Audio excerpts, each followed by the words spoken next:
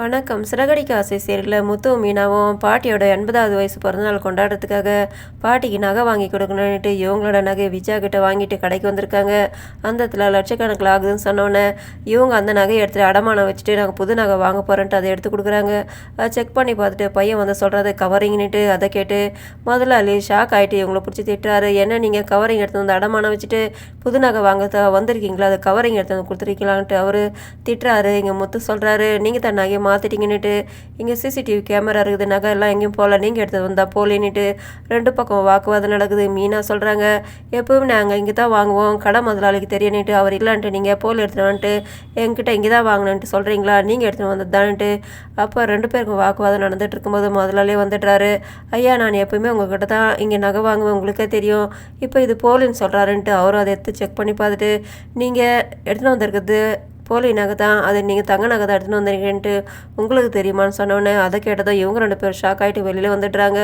வெளியில் வந்துட்டு இவர் கோவப்படாரு, நான் அப்பாவுக்கு ஃபோன் பண்ணி சொல்கிறேன்னுட்டு எதுவும் பிரச்சனை பண்ணி வைக்காதுன்ட்டு இவர் வர்ற வழி எல்லாமே கோத்தோடு வந்துட்டுருக்காரு. நீ கிளம்பு, நான் போயிட்டு இதை மனோஜ் தான் பண்ணியிருப்பான், அவங்ககிட்ட போயிட்டு ஒரு வழி பண்ணிட்டு வரேன்ட்டு அதை கேட்டது இவங்க சொல்கிறாங்க, நீங்கள் போகக்கூடாது, வீட்டில் இப்போ தான் பிரச்சனை ஓஞ்சிருக்குது, இப்போ நம்மளால் பிரச்சனை எதுவும் வேணாம், பாட்டியோட பிறந்தநாளுக்காக மாமா ஏற்பாடு பண்ணிகிட்டு இருக்காரு, சந்தோஷமாக கொண்டாடிட்டு அதை நீங்கள் கெடுத்து வச்சிடாதீங்க, ப்ரோக்ராம்லாம் முடிட்டு அதுக்கப்புறம் பார்க்கலான்ட்டு எனக்கு கோவமாக வருதுன்னுட்டு. அப்போ இவங்க சொல்கிறாங்க, மீனா சொல்கிறாங்க, பாட்டியோட பிறந்தநாள் கொண்டாடிட்டு ஃபங்க்ஷன் முடிஞ்சதுக்கப்புறம் தான் நீங்கள் எதுவுமே கேட்கணும், அந்த 2 நாள் வரல நீங்கள் எதுவுமே வாய் திறக்கக்கூடாதுன்ட்டு எனக்கு சத்தியம் பண்ணி கொடுங்கன்ட்டு இவர் மாட்டேன்ட்டாரு.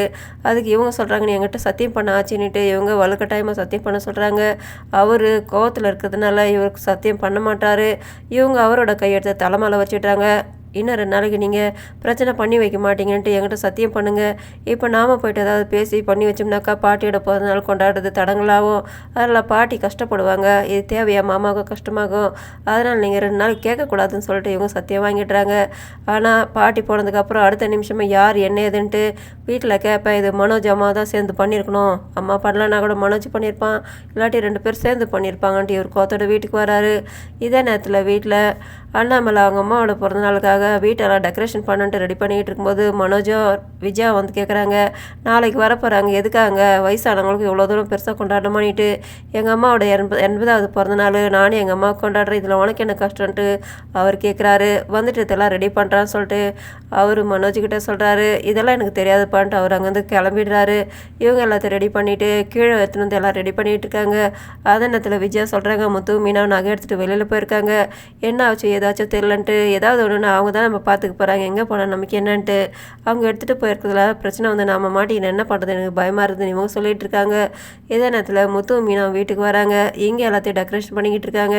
அதை பார்த்தது மீனா சொல்கிறாங்க, பார்த்தீங்களா மாமா எவ்வளோ ஆசையாக பாட்டிக்கு எல்லாத்தையும் ரெடி பண்ணிக்கிட்டு இருக்காங்க, இந்த நேரத்தில் நீங்கள் ஏதோ பிரச்சனை பண்ணி வைக்கக்கூடாதுன்ட்டு சொல்லிட்டு கூட்டிகிட்டு வர அந்த இடத்துல விஜயா வராங்க. எங்கே போயிட்டு ஊரை சுற்றிட்டு வர, சமையல் என்ன எதுவும் பண்ணல, சமையல் செய்யக்கூடாதான்றாங்க, செய்கிறேன்ட்டு இவங்க சொல்லிக்கிட்டு இருக்காங்க, ஏன் நீங்கள் செஞ்சு சாப்பிட வேண்டியதான்ட்டு முத்து கோவப்படுறாரு.